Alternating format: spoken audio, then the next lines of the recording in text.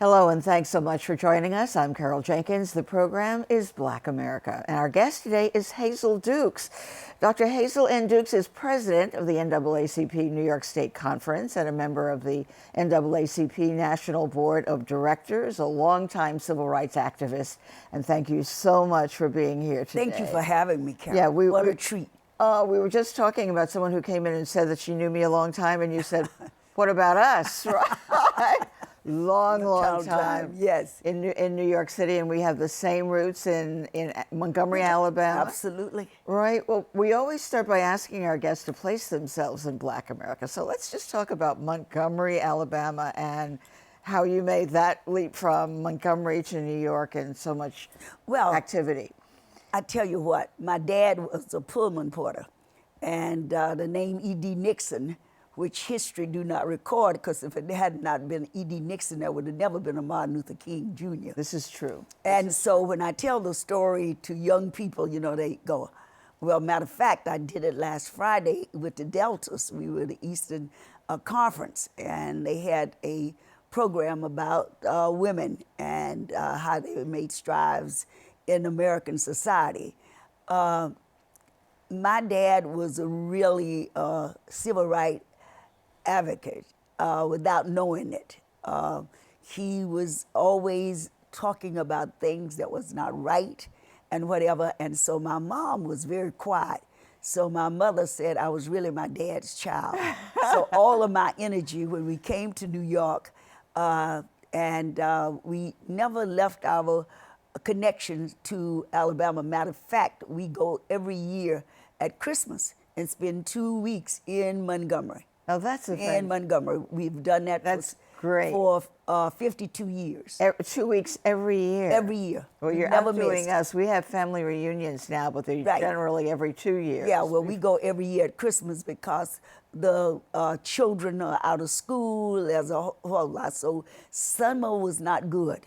We didn't see the real connection of our family. And so we decided Christmas time that those in Birmingham could come, Texas, Ohio, they could all come because their children would be out of school for that time. Right. Those who got married and, you know, have families. And so we wanted them to come. And what are your thoughts of Montgomery going through a resurgence now? Oh, my goodness. But then when you were born and segregation, I was there when my mom and dad had to give the nickel to the bus driver because one white person was sitting up front and go in the back door. But I didn't understand what that was about, you know. Sure. It was exciting to get on a bus to ride. But knowing the history of Montgomery, knowing that my grandmother, both grandmothers, one was really a hellraiser. I never will forget. So you have this in your whole family tree here now, you know, so you... Yeah. I remember my grandmother on the front porch, and this insurance guy came by, and he, for some reason, decided she was going to be his aunt. And of course, she stood up with this apron on and this starched dress, and she said to him, "You never had an aunt. You never had an aunt as black as me. So get off of my porch and never address me that way again." And so that has been one of my mantras, that you have to give respect regardless of what we look like or what you think. And that lead to the discussion we had before we came out about how people just mistake who we are just by the color of the skins. There's some still our dress code, our hairstyle. People just have these notions. It still have not moved out of the American culture of judging people. And certainly one of the recent incidents was the Starbucks. Absolutely. I was in Birmingham just last week, you know, as we tape this show, and went into a Starbucks for the first time since that incident. I boycotted them, right, because of what had happened to the young black men. You want to hear about me? I've never been in a Starbucks. I don't drink coffee. It sounds like that's a political statement, Hazel. You're like, but talk to us, because the NAACP Legal Defense Fund was asked to come in and do some of the training. And at the Starbucks in Birmingham, the young woman behind the counter said that they had the training, 4 hours of it, and this is in a mall, Starbucks in a mall in Birmingham, Alabama. They had 4 hours of, and what you're saying it was truly just sensitivity training. I understand it was sensitivity that, you know, again, listening very careful, everybody thought that Dr. King was talking about a mountaintop, but he was talking about everyday, ordinary people, just you don't know, and because of their hairstyle, of their clothing, that they might be a PhD, they might be a doctor, a lawyer. You can't judge them just about your history and what you think people should look like or who they are. And so as the young men say, we weren't looking for trouble. We don't even want to be in trouble. But it was their look, it was their not ordering a cup of coffee when they sat down. Well, what was astonishing to me is that they really hadn't been there that long. Long, I thought right, when I first heard the story, I thought they'd been sitting there for an all hour. day. A camping. A day, and I mean, but it Right, was right. just a matter of a couple of minutes. And so- they didn't look homeless. Right, You right. know, the usual homeless person is kind of taggy and not well kept. Right. But they didn't look that way. But It was they- only the color of the skin. The color of their skin, right, right. And it was interesting that the two women, one black, one white, who documented the incident and were able to tell the story of what had Right. actually happened, because otherwise, We would never known it. in so many of these cases now, the cell phone has saved the lives Oh, and absolutely. the Absolutely. stories of these interactions. Absolutely. With the police, with stores, you know, people just, you walk in. Well, here in New York, several years ago, the NAACP, the Urban League, and NAN, Reverend Sharpton, we had many complaints about Macy's. And we put together the Urban League, NAN, Reverend Sharpton, and the NAACP. We worked out, and when you go in Macy's now, it's posted. There's a post about know your rights. Right. Right. Right. We had many complaints about, and of course Bonnie's. And which of course, I never went to. Yeah. You know, why would I go to Bonnie's for a $900 bag? But bills in May. But what we're talking about is the fact that when you went into some of these department stores, you were followed. And Absolutely. you were accused of, you know, Of shoplifting. Of shoplifting. Right. If you never shoplifted a day in your life. Right. But because someone looked at you and got suspicious of you, now I don't know how you get suspicious of people, but you know, Well, that's the color of their skin in Well, many that's instances. what Absolutely. it comes Right. down to. Right. But you know, they said, oh well, they look suspicious. You know, you walking with your pocketbook, you just looking. Right. But that's suspicious. So an end result, which was what I read this actually on Twitter, on my Twitter feed once recently, that the head of Starbucks, because of this incident, stepped aside, and Melody Hobson has Yes. been put in his place. Now, you know, a powerful, smart black woman. Right. What was your reaction? My reaction. What I said was, now that's what you call immediate action, because it was such a tremendous change. I think they did take immediate action, and they did it because Starbucks, when Starbucks came to 125th Street, I said, what the devil are they coming to 120? Who's going to go in there? The place is packed. Right, right. In the morning time. Right. So they really they are in every community. You know, they're just not on the east side. They on 125th Street. They down on Lenox near the Apollo Theater. So they are in the communities where we live and where we work. And so their response was great, which corporate America should not have to respond to, but they should train their workers before they are put in the store. This was an after effect. Right. I think all corporate America, government, they should have regular training like we do teachers. You know, teachers have to have so many hours of training. I think that should be a norm, that every 2 or 3 years, because we're changing. We're changing Right. every day. Well, what someone said was that Starbucks is closing for 4 hours. The country needs to close for. Oh my God! You know. Well, to take the country, unfortunately, now need to just close down, period, and start all over Start again. all over again, Then right? unfortunate, right? That's the way you feel. Speaking about Melody Hobson, people should know that she's a great. brilliant financial absolutely, person. she is, right. Ariel Investments, she turned that Okay, into absolutely. a terrific success. Is married to George Lucas of Right. Star Yeah, Wars. they're great, yeah. It's sort of a wonderful couple, but she's a brilliant woman. Yes, and on she's their the own, right. vice chair, Right. and she's there now overseeing Starbucks, so we can drink Starbucks again. Yeah, for those of you guys who like it. For those of us who like coffee. Oh, for you, right. So what, you say the country should close down and start all over again. What's your assessment? We're talking in mid-2018. What's your assessment of racial relations? You've been a long-time civil rights activist in this country, involved in so many of the changes that we've made here in New York City. Carol, some nights I wake up in the middle of the night thinking about what can we do, what can we say to people who really just have decided that regardless of what we have accomplished, and when we accomplish, when I say we, I mean African Americans who played so great a role in the wars and everything in America, but we always included everyone. Our young people say, why do you want to include the Mexicans, the LGBTQ, the Latinos, the Jewish community? Because that's our founding, that's our teaching, even in Alabama. Even in Alabama. Even in Alabama. Right. We was to respect people. Yes, ma'am, no, ma'am. And kids say, did you have to say that to those people who were mean and nasty? Yes, we did. Because that was the respect we was taught. We have lost all of our grace, our intelligence towards one another. And it is so sad after what we've been through.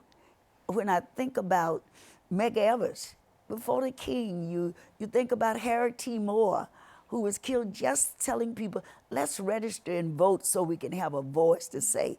And here we are celebrating 50 years of Shirley Chisholm, who had the audacity to say, I can run for president of the United States. And the strive we made, look at our congressional delegation of black women and men who are there.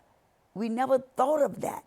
And they are there not just for African Americans, they are there for Americans.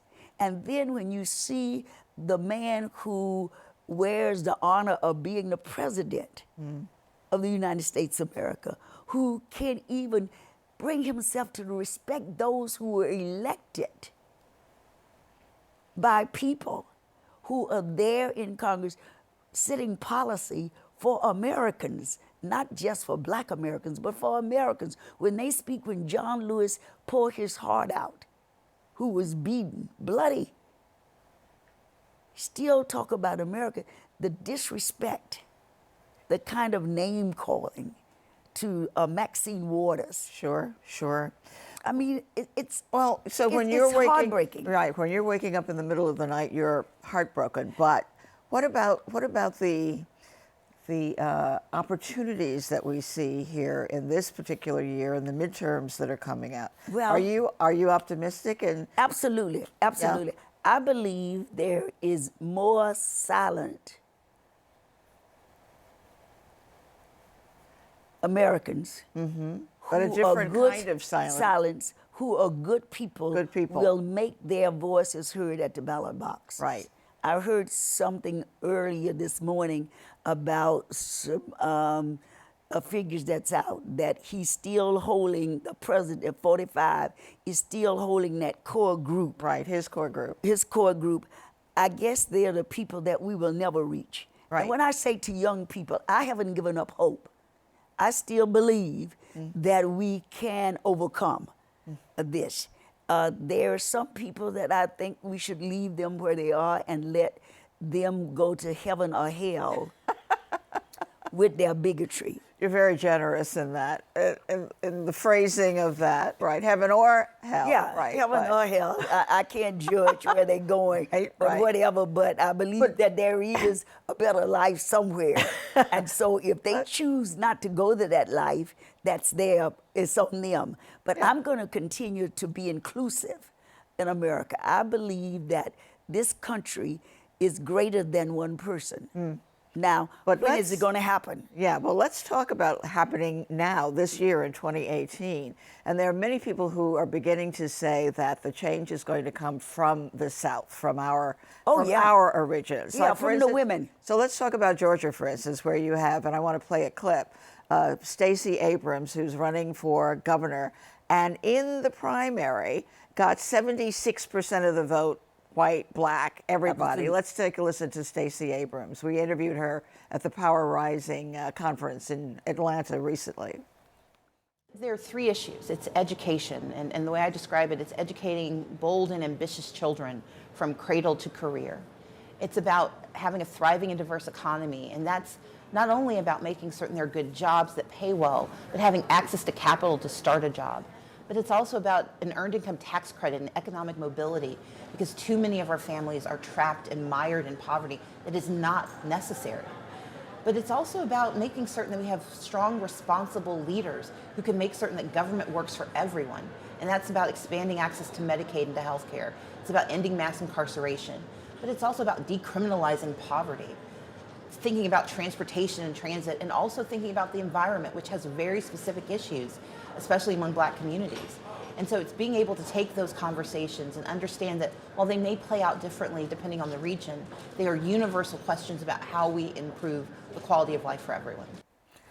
I met her through Ben Jealous, Yes. former Who's also running for governor. In yeah, Maryland, right? Maryland. Last year during the Congressional Black Caucus, Jealous had a fundraiser and invited Stacey, and I had a chance to personally speak with her, and then later Higher Heights, which I just adore those young women for what they're doing, being a supporter of them and encouraging Linda Carr and Kimberly Keeler Allen have done a fantastic job. Them Higher Heights for America. Yeah, right, you know. And so I knew just for my, I would say, a 10-minute conversation with Stacey that she had all that we needed to go forth. And when they said, you know, well, again, look at Stacey. Right. Stacey did not have the wig, Oh, you're talking about her, right? She was her appearance. Right, herself. She's She who was she Stacey. is, which is so fantastic. Absolutely. But you know, when I and so smart. When I interviewed her in Atlanta at that Power Rising, almost 1,000 Black women who came together to decide how they were going to use their power that has been used to put other people in office. Right. How they now were going to use it for Black Americans. She told me, she says, I'm going to win. And she says, it's the first time I've actually said this to anybody. I'm going to win this race, the primary. Right. Now, the general is another matter altogether because, I mean, even though she got 76% of the Democrats, but a huge chunk of all Georgians voted for her. It's going to be exciting to see, and we're also confident that she's going to win in the general. Absolutely. It's no reason she shouldn't.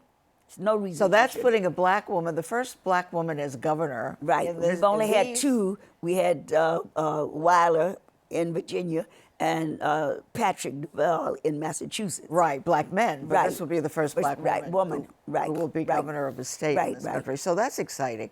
And so that's Georgia.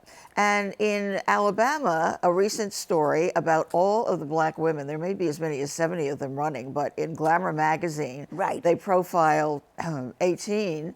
Right. Talk to us about what you think is going on there. You know, Carol, when we were growing up, we looked up to the profession then was teachers.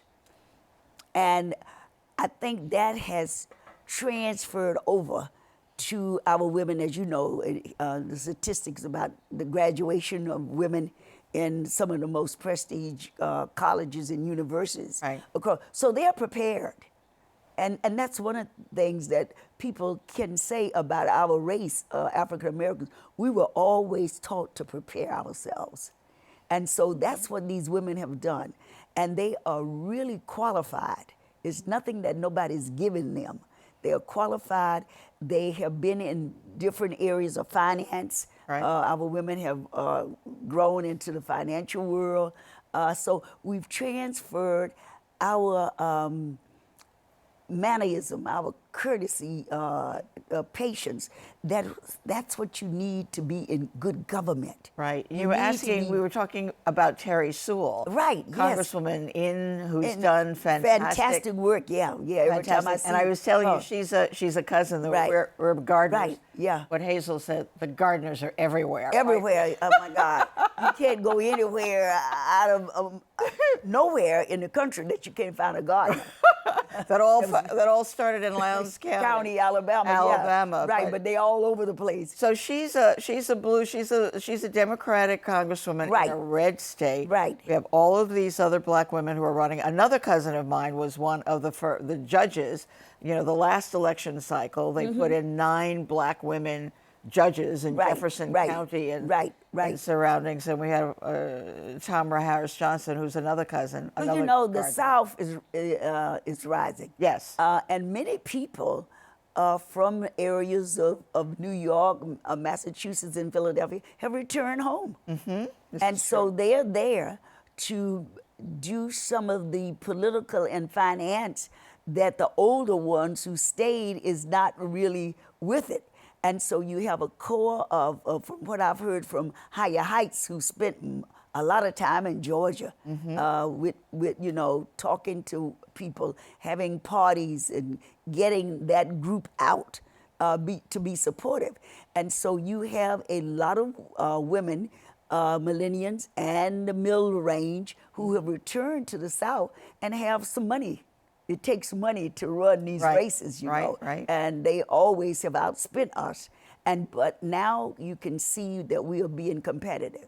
And what do you think about black women and men supporting black candidates? Is that at the level, I mean, financially? Absolutely. Because that really, that has increased. That has increased. Because that the black men are saying, look, we want people to get into government and be sure that they know why they're there.